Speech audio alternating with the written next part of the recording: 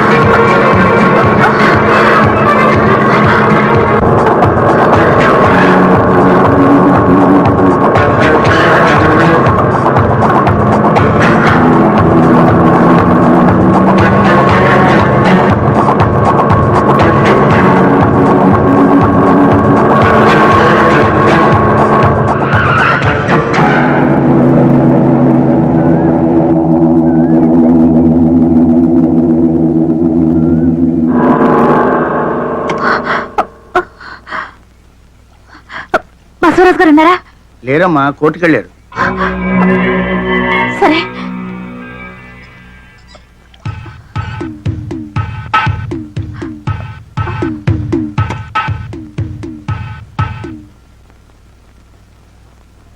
లే బావా, ఇంకా కూర్చున్నావేంటి?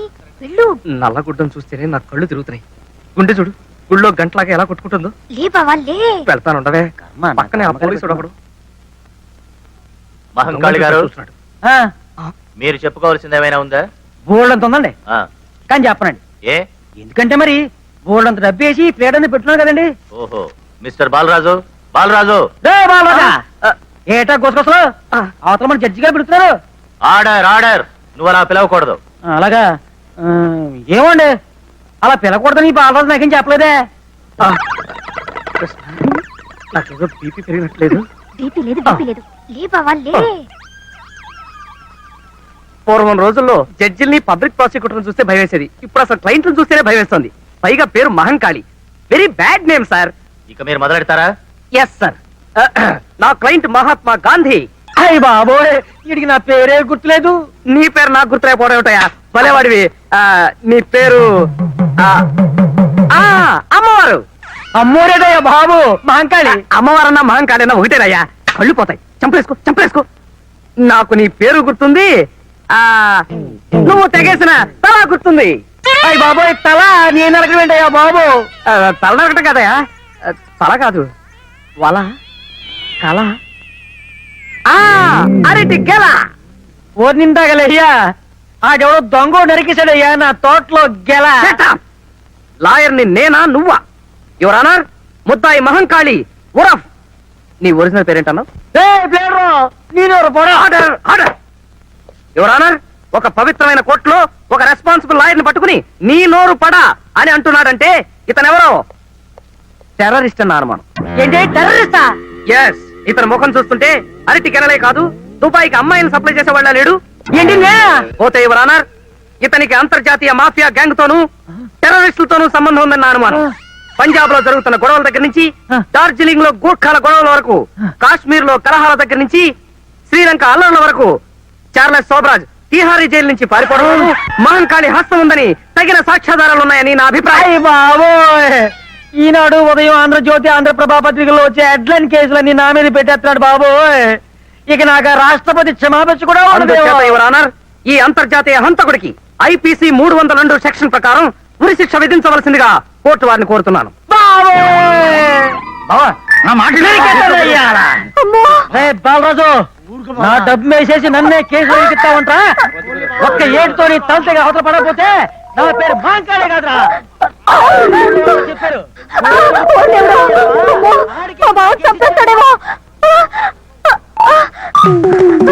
ఈ అరటి కనుక ఒప్పుకోకుండా కడుపు తినపోయేది. పైన తొణాకి అర్థనాకి చీళ్ళకి జంతుకులకి కేసులు ఒప్పుకుంటే ఇలాగే అడుస్తాయి. అయ్యో గాంధీ అనేది గడి గుడ్డలేదు, అవతల మాంకాలకి పూరక వచ్చింది. చా అలాగా ఏడు ఒకసారి చూపించు, దండం పెట్టుకున్నారు. నరికేస్తాడంట బావా. అయ్యో పాపం ఎవరినో ఎవరినంటే నిన్నే. నన్నా.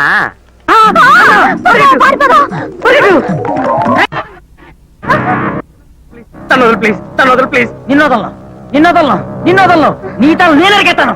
తనొదలు ప్లీజ్, తనొదలు ప్లీజ్, తనొదలు. నిన్నోదల్లం నిన్నోదల్లం నిన్నోదల్లం నీ తల నరికే తీరుతాను రా. నరికేసి ఏ కీలు కాకీలు తీసేసి కాకులు కేకట్లు వేస్తాను రా. నేనంటే ఎవరనుకున్నావు రా?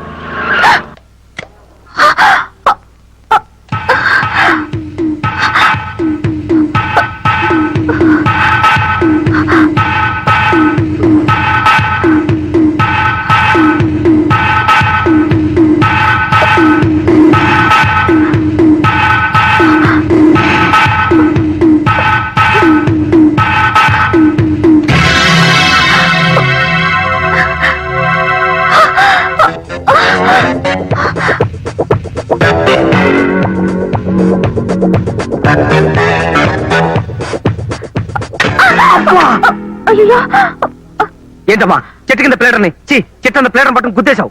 సారీ అండి, నన్ను రౌడీలు ఎవరో తరుముకొస్తున్నారు. రౌడీయా? మనది సేమ్ కేసు. ఎక్కడి? థ్యాంక్స్ అండి. మన బండి పంచకాళీలాగా పరిగెట్టించేస్తా. త్వరగా పనివ్వండి, వాళ్ళు వచ్చేస్తారేమో.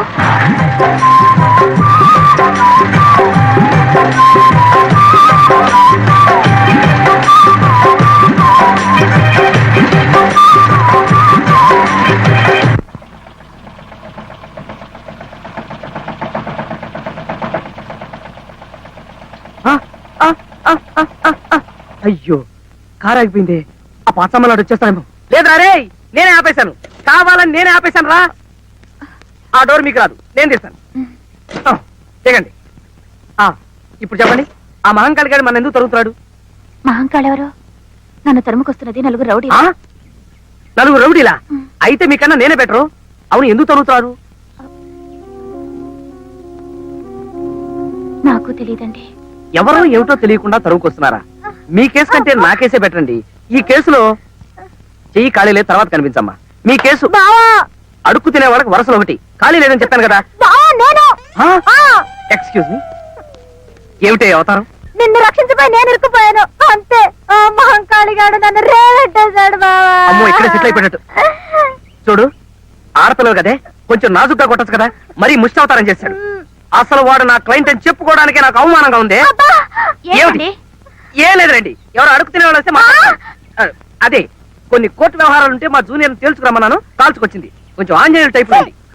పోనీ షెర్లాక్ హోమ్స్ అక్క గారు, సరేనా? చాలా థ్యాంక్స్ అండి, నేను బయలుదేరుతాను. ఎక్కడికి వెళ్తున్నారు? బసవరాజు గారని లాయర్.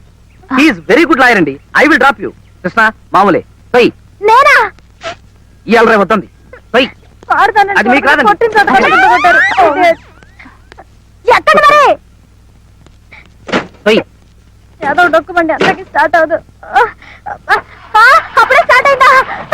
మరి నేను చూడమ్మా, ఇన్నాళ్ళు చాలా గౌరవంగా బ్రతికిన మీ కుటుంబం నీచమైన ఆస్తి కోసం కోర్టుకెళ్ళడం నాకు నచ్చలేదమ్మా. ఆస్తి న్యాయంగా నాకు రావాల్సిందే కదండి. న్యాయాన్యాయాల విషయాలు ఇక్కడ ఎందుకు కానీ, చూడండి సుజాత గారు, గోపాలకృష్ణ నాకు ప్రాణ స్నేహితుడు. అలాగే వాళ్ళ నాన్నగారి దగ్గర కూడా నాకు బాగా చనువుందండి. పొడుగుపోయి పుట్టాడు దుఃఖంతో ఉన్నారు ఆయన. పాప అటువంటి ఆయన అలా రచ్చకెచ్చడం అమానుషం కదండి. బసవరాజు గారు ఆవేశపడకండి, నేను చెప్పేది వినిపించుకోండి. గోపాలకృష్ణకి మీకు పెళ్లి జరగలేదని వాళ్ళు నోటీస్ పంపారంటున్నారు.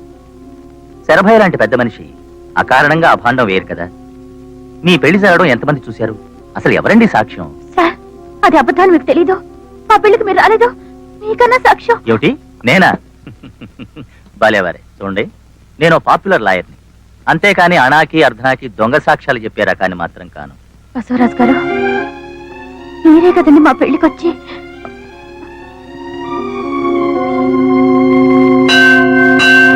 ఒరేయ్, నువ్వు చాలా లక్కీ ఫెలవరా. లక్ష్మీదేవి లాంటి పిల్లని పెళ్లి చేసుకున్నావు. రేపు నువ్వు పైకొచ్చావనుకో, ఆ క్రెడిట్ అంతా మా చెల్లాయిదేరా. ఏమ్మా? ఏమిటండి ఇంకా ఆలోచిస్తున్నారు? ఇక మీరు వెళ్తాను సార్. మీరు మా ఆయనకి బెస్ట్ ఫ్రెండ్, పైగా అడ్వకేట్. కోర్టులో న్యాయాన్ని కిలో లెక్కన తూకం ఇస్తున్నారంటే ఏమో అనుకున్నాను. కబీళాలు ఇక్కడున్నాయన్నమాట.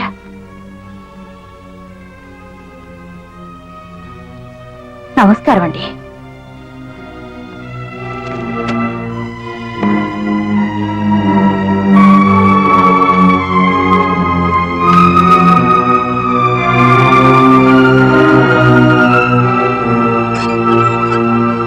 జోరుగా హుషారుగా షికారు పోదమా, స్పీడుగా.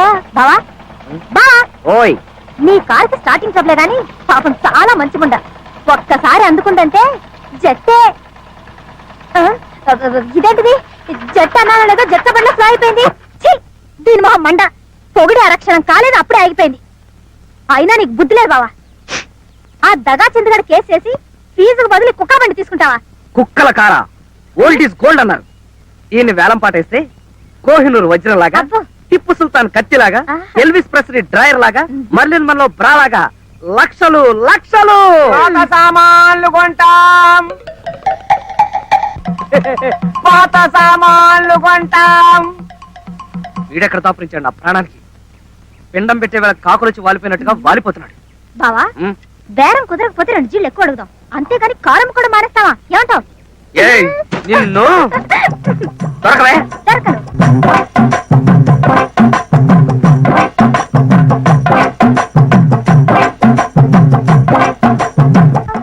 బాలరాజ్ గారు, కొంచెం ఉండండి.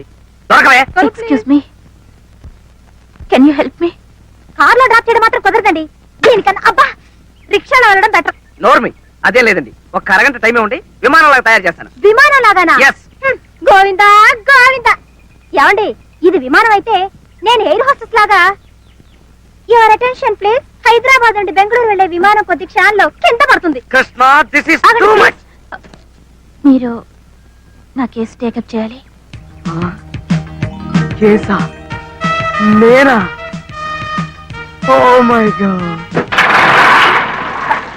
ఓ బాబాయ్, కార్ స్టార్ట్ అయిపోయింది. మీరు కూర్చోండి. అలాగే, థాంక్స్. మీ కేసు విషయంలో పెద్దగా తెలివితేటలు ఉపయోగించాల్సిన అవసరం లేదండి. పైగా రెండో కంటికి తెలియకుండా రిజిస్టర్ మ్యారేజ్ చేసుకుంటేనో, మూడో కంటికి తెలియకుండా గుళ్ళో మ్యారేజ్ చేసుకుంటేనో ఆలోచించాలి గాని. ఏం కృష్ణ? మరీ అలా తీసిపడేయకండి సార్. లక్షలతో వ్యవహారం. వాళ్ళ మావగారు రాక్షసుని చెప్తున్నారు. పైగా మనకు ప్రత్యర్థి బసవరాజు. ఏ బసవరాజుకి ఏమైనా కొమ్ములున్నాయా? పైగా వాళ్ళ మామగారు ఊరికే బెదిరిస్తున్నారంతే. ఏమంటారండి? మా వివాహం జరిగింది ఊళ్ళోనే. తర్వాత రిజిస్టర్ కూడా చేయించాం. ఇంకే కేసు దూది పింజరా ఎగిరిపోయిందండి. రిజిస్టర్ ఆఫీస్కి వెళ్ళి ఆ సర్టిఫికెట్లు తీసుకొచ్చి కింద కోర్టులో ఓపీ తీసుకుంటాం. That's all. మరీ అంత తేలికైతే క్లయింట్స్ ఉన్నారు. మరీ అంత తేలికైతే బసవరాజు ఎందుకు ఒప్పుకోలేదు? వాళ్ళ మామగారంటే భయమై ఉండొచ్చు. మీరు ఈ కేసు గెలిచినట్టే భావించండి. చాలా థ్యాంక్స్ అండి. తీసుకోండి. స్వీట్సా? కేసు గెలవాలి కదండి. అయ్యో క్యాషా? ఇప్పుడు ఎందుకండి? బావా, ఉం? కొంచెం లోపలికి వస్తావా? ఎందుకు? అబ్బా, అలా కొట్టిపారేకి బావా. ముందు రా, చెప్తా. Excuse me please. పదా. ఎందుకు? ఎందుకా? యువతల పులుసు మరిగిపోతుంది, పోపెడతావని. ఓ సందుకా అవతల కేసు. ఆ కేసు కూడా అలాగే ఏడిసింది, పోపు బొగ్గులు లేకుండా. ఉమ్. నువ్వు అసలు హాయిగా ఈ లా మానేసి ఏ కుక్కుగానో సెటిల్ అయితే బెస్ట్. ఏ ఏంటి, ఎవరి దగ్గర ఎంత ఫీజు గుంజాలో ఏం తెలీదు. ఏం మనిషివో. తీసుకుంటూనే ఉన్నాం కదంటే ఇంత ప్యాకెట్. ఆ తీసుకుంటున్నావు, ఇలాగే తీసుకుంటూ ఉండు. రేపు కేసు గెలిచిన తర్వాత ఫీజు కింద తవలపాకు, బళ్ళారక్క, పావలా బిళ్ళ చేతికి అందిస్తారు. ఏమిటో నువ్వు చెప్పేది నాకేం అర్థం కావట్లేదే. నా మాట కొంచెం విను బావా. మనం గనక కేసు గెలిపించకపోతే ఆవిడ ఆస్తి మొత్తం వాళ్ళ మామగారు కొట్టేస్తాడు. అలాంటి ఆస్తిని మనం అడ్డం కొట్టి ఆవిడకి అప్పగిస్తున్నాం. అందులో కొంత పర్సెంట్ అడుగుదాం. నా ఎస్టిమేషన్ ప్రకారం అధమా పక్ష సుజాత గారి ఆస్తి ₹1,00,00,000 ఉంటుంది. అందులో ఓ 2% అడుగుదాం. 2% అంటే ఓ 20 రూపీస్. వెర్రి మొహమా, 2 లక్షలు. 2 లక్షలు. మ్మ్. సుజాత గారు, మీ కేసు అబ్జర్వ్ చేసిన మీదట నాకు చాలా లొసుకులు అవి కనిపించాయి. అరే ఇందాక కలిగించాను, అప్పుడే ఆరిపోయింది. లోపల డిస్కషన్ చేసిన మీదట మీ కేసు ఎంత ప్రమాదకరమైందో తేలింది. ఉదాహరణకి గుమ్మడికాయ పులుసులో కొత్తిమీర, ఉల్లిపాయలు. ఓ సారీ, మీ కేసు నేను ఎంతో రిస్క్ తీసుకుని ప్రాణాలకి తెగించి మరీ వాదిస్తాను. కానీ నా ఫీజు ఫీజే ఉందిలేండి. అమ్మా, మీకు ఎంత ఆస్తున్నా సరే నాకు మాత్రం 2% కావాలి.